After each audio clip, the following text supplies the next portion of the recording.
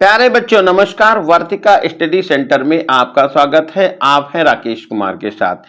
आज का जो विषय है कक्षा 10 में गणित की समम्य समांतर श्रेणी को आज हम आपको अच्छी तरह से समझाते हुए उनके क्वेश्चन हम हल कराएंगे।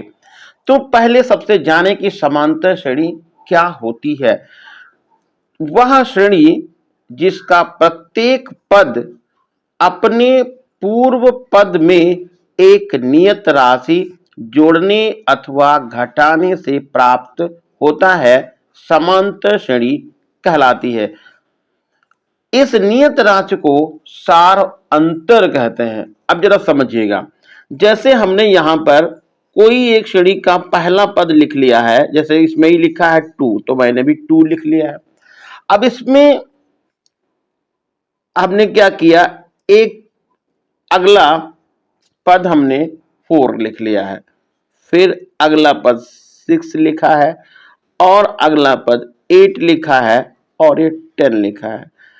आगे इसी तरह से हम लिखते जा रहे हैं। अब इसको सर देखें कि ये प्रथम पद है, इसमें 2 को हम जोड़ दें तो 4 मिल गया, फिर उसी 2 को फिर हम यहाँ पर आगे जोड़ दें तो 6 हो गया, फिर 2 और जोड़ें तो 8 हो गया और 2 जोड़ें तो 10 हो गया। कहने का मतलब ये है कि यदि हम इसमें प्लस दो हर एक पद में करते चले जाएं तो अगला वाला पद निकलता चला जाएगा। तो ये इस तरह की जो श्रेणी बनती है उसे वो कहते हैं समांतर श्रेणी। जैसे हम एक और उदाहरण इसमें लिखा हुआ उसी को ले लेते हैं। जैसे यहाँ पर लिखा है 1 और कॉमा लिख दिया 5, फिर लिखा 9 और लिखा 13 और आगे हो गया so on। अब 1 तो लिखा है, 1 में एक निश्चित राशि कौन सी जोड़ी गई, तो वो पता करने के लिए यदि आप 5 में से अगले वाले पद से ये पिछला वाला पद घटा देते हैं, यानी पहला वाला पद घटा देते हैं तो राशि मालूम हो जाएगी। तो 5 में से 1 घटाएंगे तो कितना बचेगा, 4 मिलेगा और 9 में से 5 जाएगा तब भी 4 मिलेगा। तो ये श्रेणी हो गई समांतर श्रेणी, क्योंकि हर एक पद अपने पिछले वाले पद से 4 ज्यादा है। तो ये देखिए प्लस का 4 हो गया है, इसमें भी प्लस 4 जोड़ा गया है, इसमें भी प्लस 4 जोड़ा गया है। लिखना चाहे तो यहाँ पर 17 भी लिख सकते हैं तो भी ये प्लस 4 इसमें ऐड हो जाएगा। तो इस तरह की श्रेणी को क्या कहेंगे, समांतर श्रेणी। अब इसमें देखिए आपको कुछ बातें ध्यान रखनी है। जैसे ये समांतर श्रेणी है, ये समांतर श्रेणी है, एक और कोई लिख लेते हैं। जैसे मैंने यहाँ पर 5 लिखा है और फिर 7 लिख लिया है और फिर 9 लिख लिया है, फिर 11 लिखा। इसी तरह से आगे और भी पद लिखे हैं। 7 ये 5 है, तो ये 5 में यदि हम प्लस का 2 कर दें तो ये 7 मिल गया, फिर प्लस का 2 कर दें तो 9 मिल गया, प्लस का 2 कर दें तो 11 मिल गया। इस तरह से यानी यहां पर हम यदि पहले पद में प्लस का 2 जोड़ दें तो अगला वाला पद मिलेगा, फिर इसमें 2 जोड़ेंगे तो फिर अगला वाला पद मिलेगा और फिर 2 जोड़ेंगे तो अगला वाला पद मिलेगा। नहीं, यही क्रम इसमें चलता रहेगा। तो अब इसमें जो प्रथम पद होता है, पहले नंबर पर लिखा जाता है, उसको आप लिखते हैं प्रथम पद और ए से प्रदर्शित करते हैं। तो ये हो गया प्रथम पद,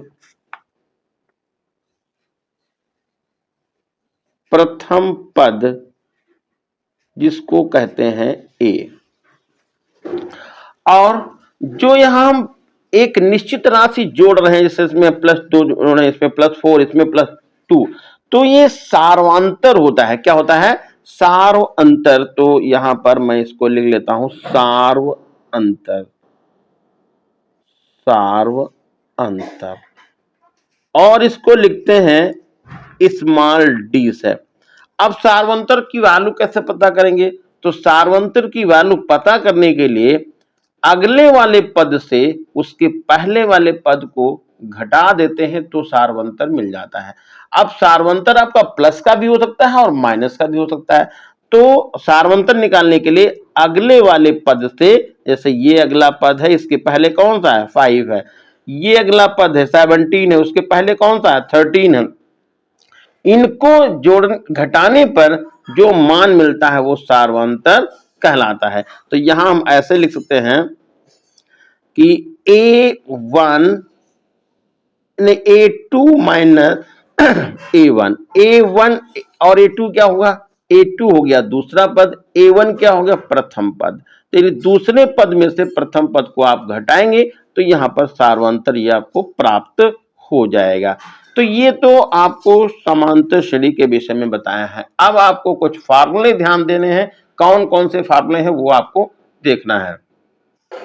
तो इसमें पहला फार्मूला है एनवा पद बराबर, जिसको आप टीएन कहते हैं, टीएन बराबर A plus N minus 1 into T.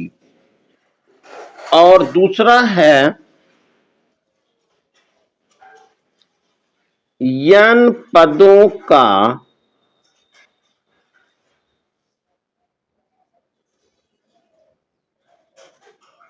योगफल। तो इसको लिखते हैं एस एन बराबर n by 2 a plus n minus 1 into D. एक फार्मूला और बनता है, तो ये होता है एस एन बराबर n बाई 2 और a plus L. A plus L का मतलब क्या है, ए तो प्रथम पद है, ए यहां पर आप लिख लेते हैं प्रथम पद,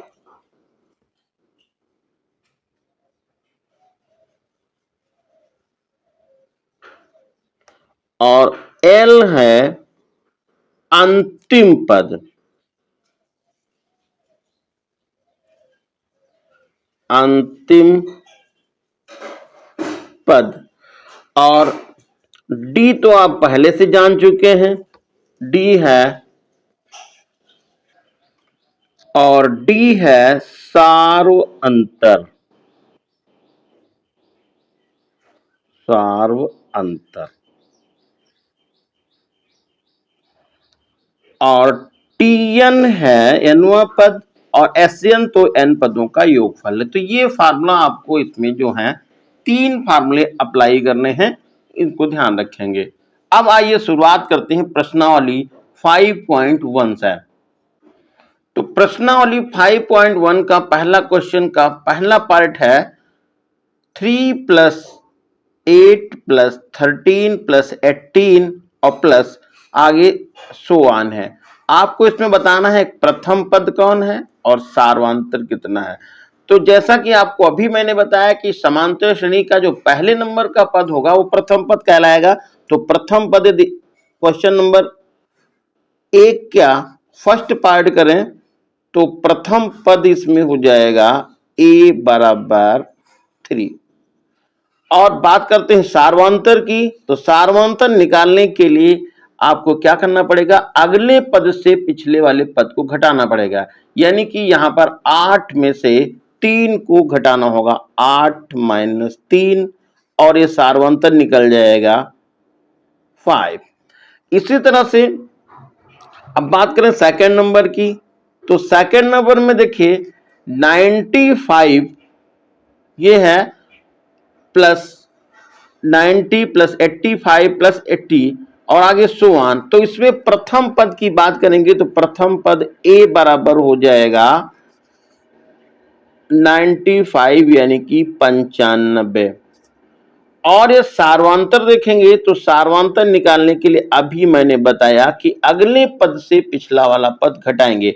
तो अगला पद कौन सा है 90 है, और इसमें पिछला वाला पद कौन है, पहले वाला पद इसके कौन है 95। तो घटाएंगे तो ये मिल जाएगा माइनस का 5। और अभी मैंने बताया था कि समांतर श्रेणी में जो सार्वंतर होता है वो प्लस में भी होता है और माइनस में भी होता है। अब आते हैं इसके थर्ड पार्ट में। और थर्ड पार्ट क्या है देखिए भैया, थर्ड पार्ट है, पहला इसमें दिया है 1/2 और कॉमा 0 लिखा है और कॉमा -1/2 और कॉमा -1 और आगे लिखा सो ऑन। अब इसमें बताना है, तो इस प्रथम पद की बात करेंगे तो प्रथम पद हमारा हो जाएगा पहला पद यानी ए बराबर आएगा 1/2। अब निकालेंगे सार्वंतर, तो सार्वंतर निकालने के लिए अगले वाले पद यानी कि आपको 0 में से 1/2 घटाना है, तो 0 - 1/2 और एक घट करके तो माइनस का 1/2 आएगा। तो इसमें देखिए ए की वैल्यू निकल गई या मालूम हो गई आपको 1/2 और सार्वंतर की वैल्यू डी का जो मान निकला वो -1/2 निकल गया है।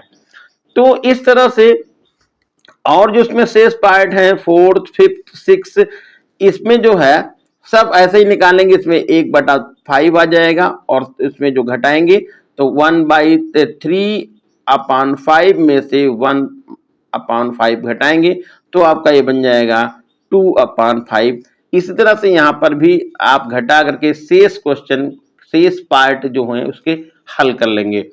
अब आते हैं क्वेश्चन नंबर सेकंड में। तो क्वेश्चन नंबर सेकंड ये कह रहा है कि यदि किसी समांतर श्रेणी का प्रथम पद तथा सार्वंतर डी निम्नलिखित है तो प्रथम 3 पद का मान बताइए, यानी प्रथम 3 पद निकालने हैं। तो यहां पर ए का मान दिया हुआ है और डी दिया हुआ है, तो ए तो प्रथम पद तो आपको ए मालूम हो गया। अब दूसरा पद निकालना होगा तो ए में डी को जोड़ देंगे, तो ए बराबर है 2.5 और डी का मान है 0.5। तो प्रथम पद निकालना है, प्रथम 3 पद निकालने हैं, तो ए लिखिए और कॉमा लगा दीजिए, ए प्लस डी लिख लीजिएगा और कॉमा ए प्लस 2d करिएगा। अब जैसे आगे भी पद आपको निकालना है तो a प्लस 3d लिखेगा। ये है समांतर श्रेणी का मानक रूप। तो प्रथम 3 पद निकालने हैं तो आपको केवल यहां तक ही जाना है। तो ये हमारा जो श्रेणी पहली बनेगी तो 2.5 बन जाएगी और a प्लस डी यानी 2.5 में आप जोड़ेंगे 0.5 और कॉमा ए का मतलब हुआ 2.5 में आप जोड़ेंगे 2 × 0.5। अब ये पद देख लीजिए कौन कौन से आ जाएंगे, तो ये 2.5 पहला पद हो गया और ये हो जाएगा आपका 3 या 3.0 और ये हो जाएगा 3.5 क्योंकि 2 से इसका गुणा करेंगे 0.5 का तो 1 हो जाएगा, तो ये हो जाएगा 3.5 और इस तरह से ये प्रथम 3 इस समांतर श्रेणी के पद आपको प्राप्त हो गए और यही इस प्रश्न का हो गया आंसर। अगला लिखिए, देखिए यहां पर a की वैल्यू सेकंड नंबर में a = दिया हुआ है 17 और d का मान दिया हुआ है 2। आपको प्रथम 3 पद बताने हैं, इसी तरह से तो आप सीधा लिख जाइएगा a, a प्लस डी और a प्लस 2d। अब आगे नहीं लिखेंगे क्योंकि हमको 3 पद निकालने थे, तो यहां पर a की जगह पे आप 17 लिख देंगे और 17 प्लस d की जगह पे 2 लिख देंगे और कॉमा ये 17 प्लस 2 × 2 लिखेंगे क्योंकि d का मान यहां पर 2 दिया हुआ है। तो ये समांतर श्रेणी के 3 पद मालूम हो गए ये, और ये आएगा आपका 23। तो 17 और 19 और 23 ये 3 पद मालूम हो गए। अगला एक और क्वेश्चन ले लेते हैं, इसी में देखो थर्ड नंबर है।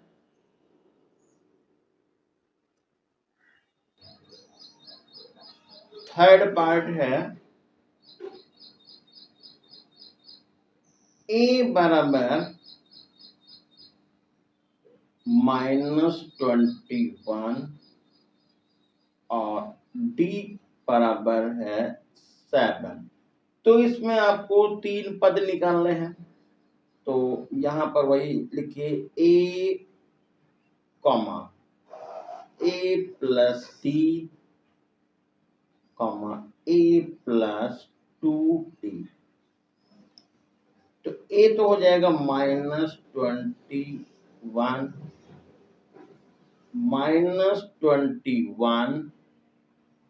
और डी का जो मान है वो प्लस का 7 है, कॉमा -21 प्लस 2 इंटू 7। तो पहला पद तो आ गया -21 वही है।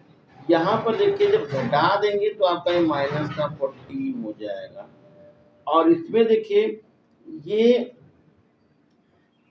14 जो 21 से घटा देंगे तो आपका बन जाएगा माइनस का 7।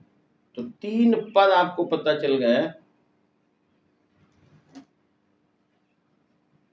-21 -14 और -7। तो इस तरह से ये 3 पद आपको यहां से मालूम हो गए।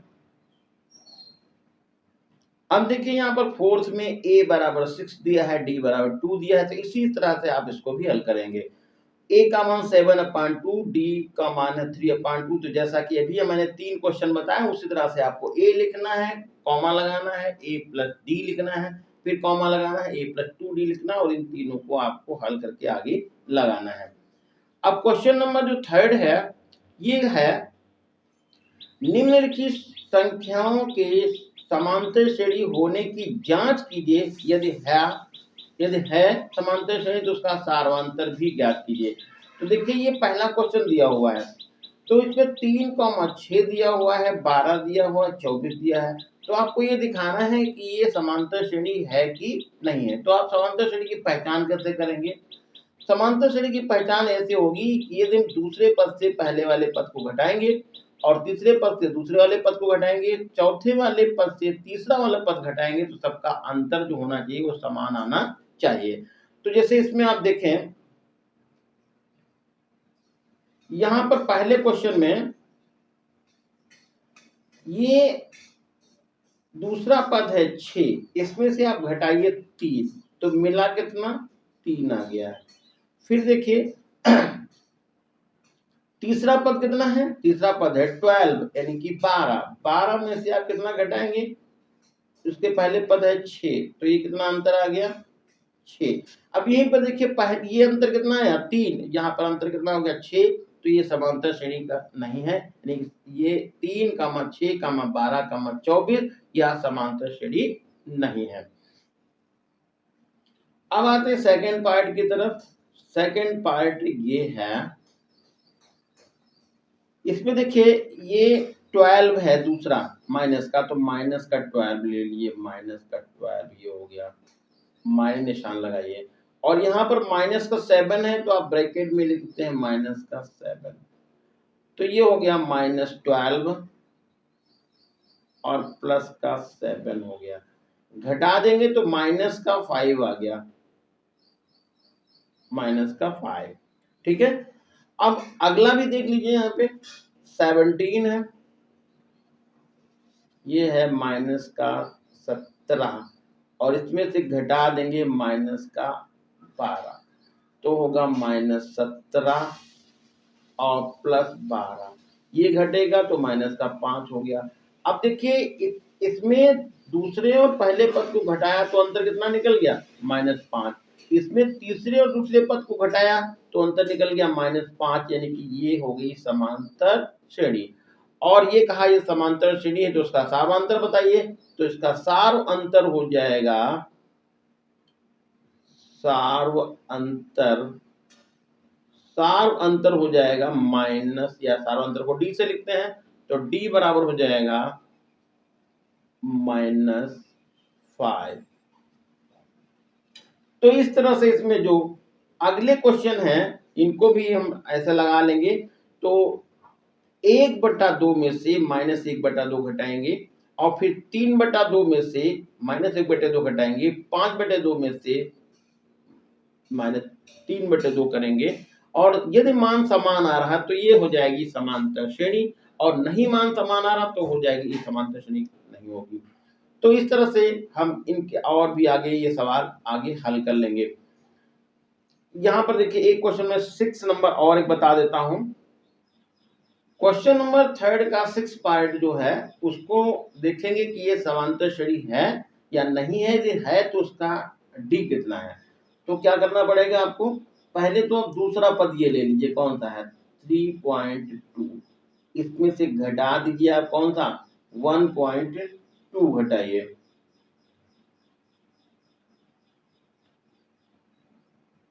देखिए यहाँ पर ये माइनस का है, -3 पॉइंट, सब पद इसमें माइनस के हैं तो माइनस आप यहाँ लगा दीजिएगा, ये हो गया। और इसमें हम -1.2 करेंगे तो ये आ जाएगा -3.2, और ये माइनस माइनस प्लस हो जाएगा 1.2। जब घटाएंगे तो 3.2 में से 1.2 घटाएंगे तो आपका यहाँ पर जो मान निकल जाएगा ये होगा 2.0, वो भी माइनस का। अगला नंबर देखिए यहीं पे, तो अब हम इसको लेंगे तीसरे और दूसरे को। तो यहाँ पर आपने लिखा -5.2 और इसमें से घटा दिया है आपने -3.2, तो ये आएगा -5.2 और प्लस हो जाएगा 3.2। जब घटाएंगे तो यहाँ पर घटाना ये आपका भी निकल जाएगा -2.0।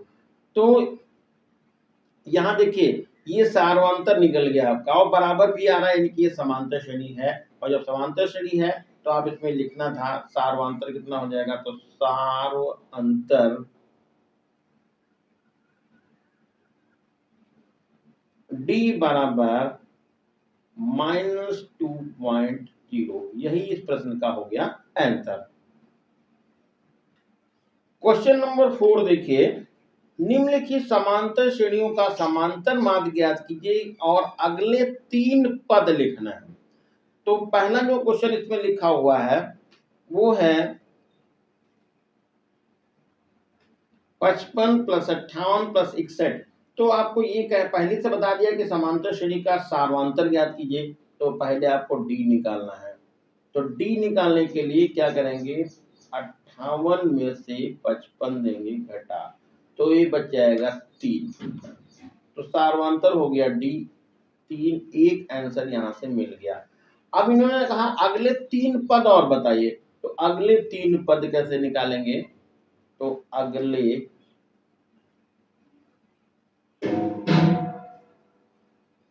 3 पद, अब अगले 3 पद मतलब यहाँ पर 61 तक के तो लिखा था, 3 पद दिखाने हैं, तो आप 3 3 में जोड़ते चले जाइए, तो हो जाएगा ये 61 में 3 जोड़ेंगे तो 64 आएगा, और 64 में 3 जोड़ेंगे तो 67 आएगा, और 67 में 3 जोड़ेंगे तो 70 आएगा। अभी कहाँ से पता किया, जिसको भाई आप देख लीजिएगा, 61 में आप 3 जोड़ेंगे यानी कि सार्वंतर जोड़ेंगे तो हो जाएगा ये आपका 64, और 64 में आप सार्वंतर जोड़ेंगे तो आएगा ये 67, और 67 में सार्वंतर जोड़ेंगे तो आएगा ये 70, और यही मैंने यहाँ पर 3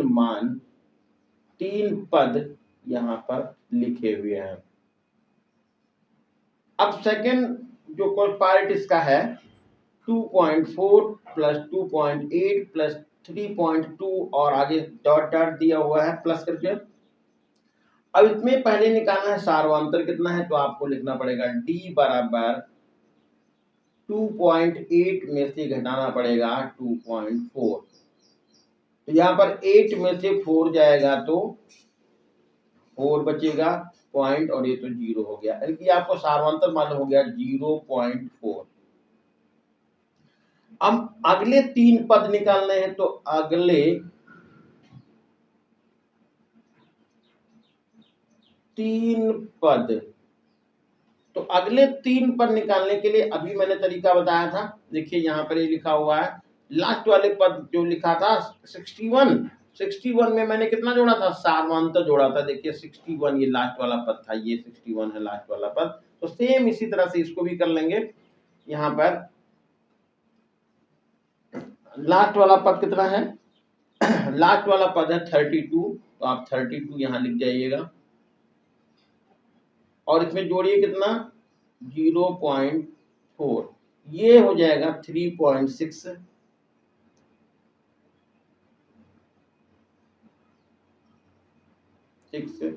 आप 3.6 में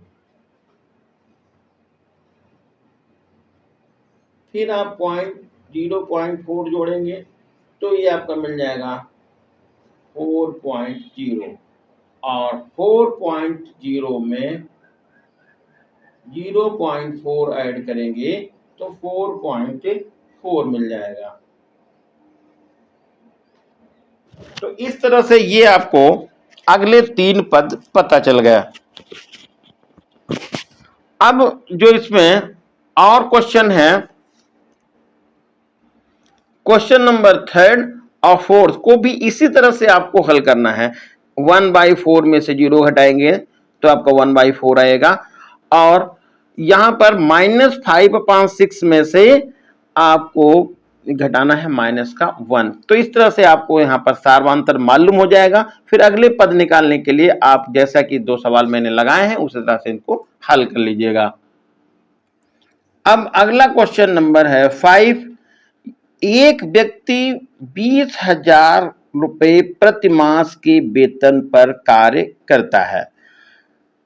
यदि उसे 400 रुपए वेतन वृद्धि प्रति वर्ष मिलती है, तो उसके प्रथम 4 वर्ष के जनवरी मास के वेतन को दर्शाइए। क्या यह समांतर श्रेणी है? देखिए ये कहा कि कोई व्यक्ति जो है वो 20,000 रुपए पे नौकरी करता है प्रति माह, यानी 20,000 रुपए प्रति माह उसको वेतन मिलता है, और उसे 400 रुपए वेतन वृद्धि मिलती है। तो उसके प्रथम 4 वर्ष, तो हर साल उसको 400 रुपए की वेतन वृद्धि मिलती है, तो प्रथम 4 वर्ष के जनवरी मास के वेतन दर्शाइए। क्या ये समांतर श्रेणी है? तो आप यहां पर लिखेंगे ये ए बराबर कितना है, यानी कि प्रथम पद जो नौकरी उसने स्टार्ट की वो प्रथम मास का वेतन है 20,000 रुपए, और प्रति वर्ष जो वेतन वृद्धि है, प्रति वर्ष वेतन वृद्धि जिसको डी आप बोलेंगे, और ये है 400 रुपए। तो प्रथम 4 वर्ष के जनवरी मास का वेतन, तो हम लिख सकते हैं प्रथम, देखिए प्रथम माह का वर्ष का तो वेतन हो ही गया ये वाला। अब यहां प्रथम न लिखिएगा कि दूसरे वर्ष का जनवरी मास का वेतन, जनवरी मास का वेतन। तो देखिए यहां पर 20,000 तो उसको मिल ही रहे थे, और 400 मिल गया उसको वेतन वृद्धि, तो ये जाएगा 20,400 रुपए। अब इसी तरह से देखेंगे तीसरे मास का, 4 वर्ष का निकालना है, तो तीसरे हो गया, तो 20,400 था, इसमें 400 और ऐड कर देंगे तो 800 हो जाएगा, ये 800 रुपए। तीसरे वर्ष, तीसरे तो हो ही गया, चौथे वर्ष, तो अब यहां पर 400 जोड़ेंगे तो ये 1200 हो जाएगा, 1200 हो जाएगा, 21,200 रुपए। और 3 साल का ही निकालना था, तो ये आपका आंसर मिल गया। तो ये वेतन आप लिख सकते हैं यहां पर 20,400 और हो गया 20,800 और 21,200 रुपए। अब ये बताएं कि क्या ये समांतर श्रेणी है? तो ये समांतर श्रेणी है, कैसे पता करेंगे? तो यहां पर प्रथम आप लिख सकते हैं 20,000, ये 20,000, तो आप 20,400 में से आप 20,000 घटा दीजिएगा, तो ये हो जाएगा 20,400 में से आप 20,000 दीजिए घटा, तो बनेगा कितना? 400, ये आ गया।